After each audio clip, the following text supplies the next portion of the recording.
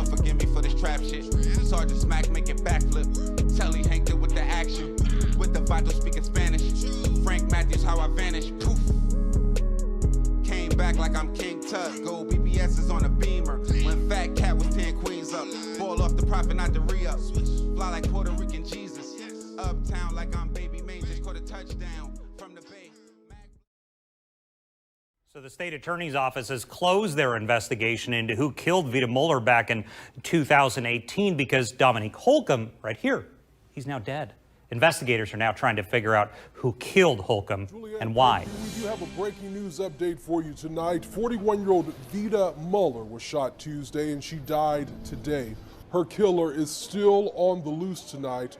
This all happened just southeast of Edward Waters College. Call Crime Stoppers if you can help police catch the shooter. In the shooting death of this Jacksonville 7-year-old Tayshawn Gallen, in the past 45 minutes, the sheriff's office released a statement saying his death was, quote, justifiable. The little boy was killed in a shootout in front of a relative's home in Durkeeville 11 months ago. In a statement, police said, quote, the facts and evidence in the case led to the tragic conclusion that Tayshawn was killed by a shot fired by a family member who was in the yard with him. Investigators believe the family member was firing back in self-defense during a drive-by gun battle. The case is now being called a justifiable homicide, ending without any arrests.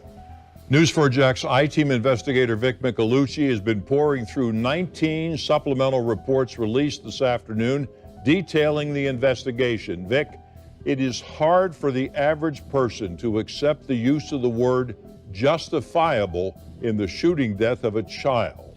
It is difficult to fathom, Tom, here.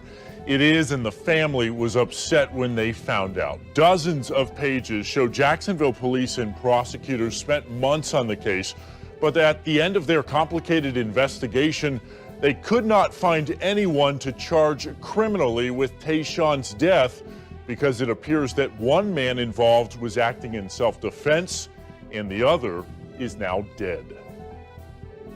The story starts with the murder of Telvin Kennedy in 2017. Then a woman named Veta Muller was murdered in January 2018. Investigators believe it was in retaliation for her putting a hit out on Kennedy. That shooter was believed to be a man named Dominique Holcomb, but he has not been charged. On February 18th, 2018, a group of men smoking marijuana and drinking alcohol on a porch on Mount Herman Street gets fired upon. Several shots from a passenger side of a stolen SUV. 7-year-old Tayshawn Gallen was playing on the rail at the time. Holcomb is at the home, and so is a man named Henry Smith Jr., who was also shot in the Kennedy case. Smith eventually admits to detectives that he fired back in self-defense, aiming for the SUV, but ballistics evidence shows it was his bullet that hit Tayshawn. Police writing, the facts and evidence in the case led to the tragic conclusion that Tayshawn was killed by a shot fired by a family member who was in the yard with him.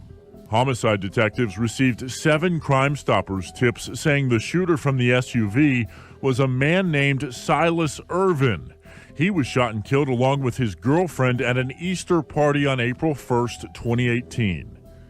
This is one of those things where the family might not ever feel like they got justice. Well, they probably will never feel like they have justice because we know that right down the street, right in the same area, something illegal was happening. People were shooting at each other and were in a fight with each other, and what happened down the street caused the death of their child. The problem is, from the criminal standpoint, is that if a bullet struck that child, if somebody was protecting themselves, then that individual did not commit a crime.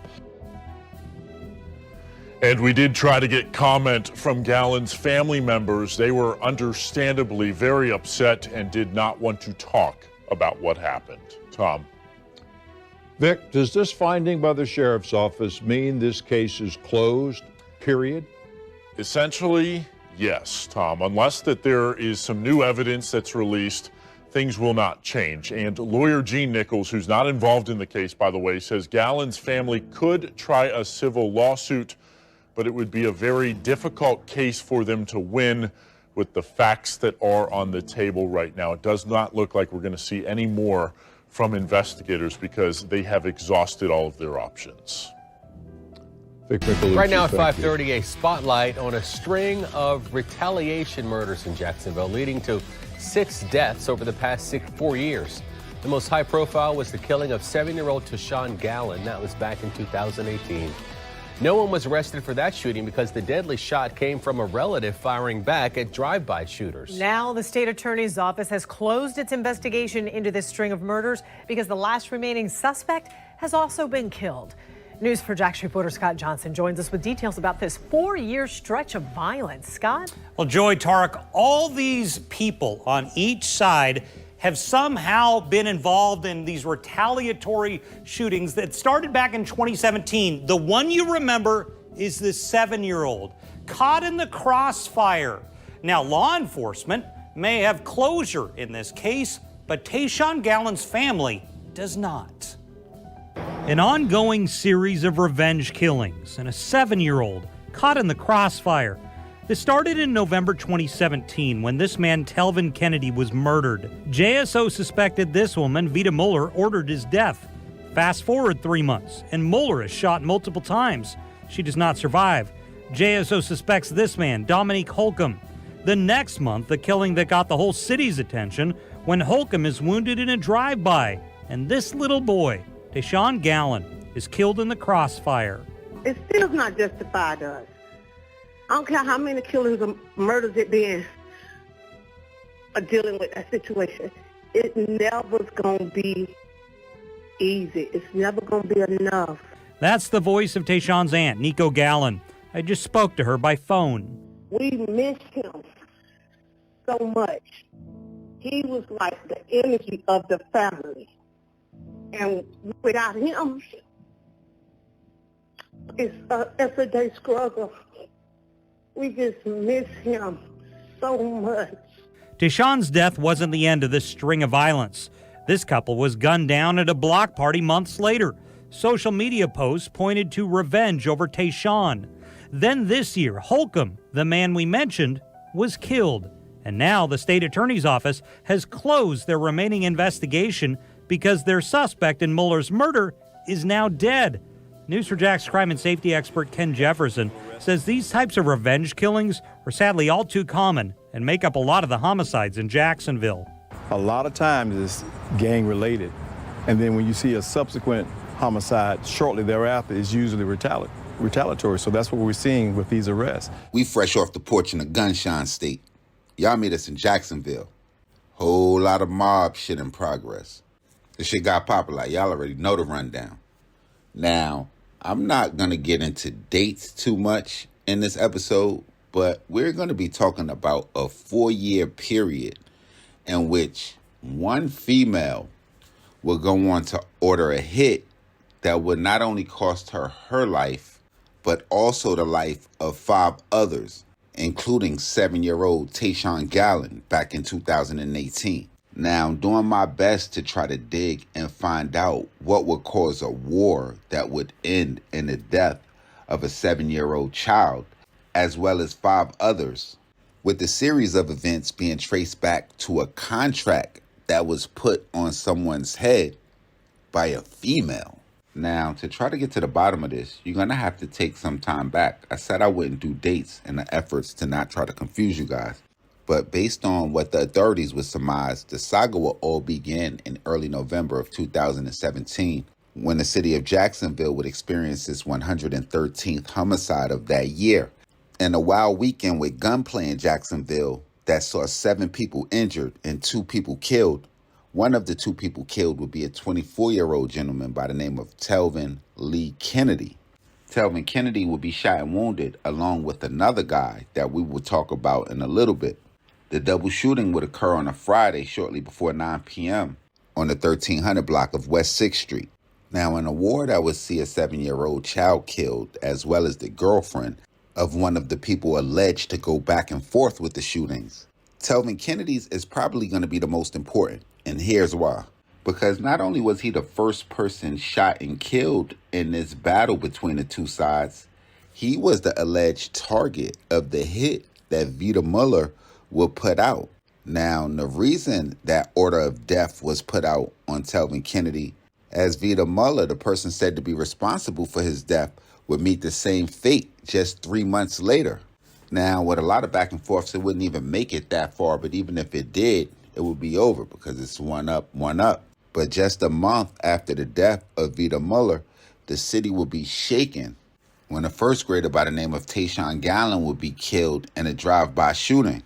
Authorities would determine that the bullet that actually killed Tayshawn had come from his house and had been fired by a guy by the name of Henry Smith Jr., who was actually Tayshawn Gallen's uncle, and subsequently also one of the people that would be shot in the first gun battle that started this war that would kill Telvin Kennedy. And after going through a traumatizing situation like that, you would have to think that Henry Smith Jr. was ready when the residence that he was at would be the target of that drive-by that would kill his nephew. And it's not that the death of Tayshawn was bad enough, but the family was still reeling from the death of his grandmother, a female by the name of Jennifer Nelson, who would be shot and killed about a year prior while she was sitting inside of her car outside of an establishment by the name of Kelly's Place. The next incident would take place just months after the death of Tayshawn Gallen, and that's going to be when a guy by the name of Silas Irvin will be attending an Easter party at the party spot with his girlfriend, a female by the name of Atrice Inman. While leaving the party, the two 30-year-olds would be gunned down, and it would come out that Silas Irvin was a possible suspect in the drive-by shooting that would kill Tayshawn Gallen.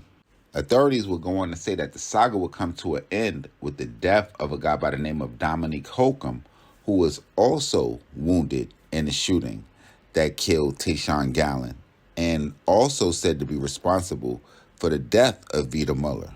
But after reviewing it all, I don't know if any of it is right, as nobody had been charged for any of those 6 murders. And the only thing it really does in actuality is bring me back to the original question. What would cause a female to place a hit on a man that would result in the death of 6 people? And I can only think 3 things: a relationship, money, or drugs. So without finding any evidence that they were in a relationship, it was a big money play, or no drugs was involved, it would force me to look at Telvin Kennedy a little bit more, as he was the one that initially had the hit placed on him that would result in the death of all of the other people. And I think I might have found something else that might make somebody want to put a hit on you. Now, in early October of 2016, I saw where Telvin Kennedy would end up serving time for a sexual battery with a weapon or force.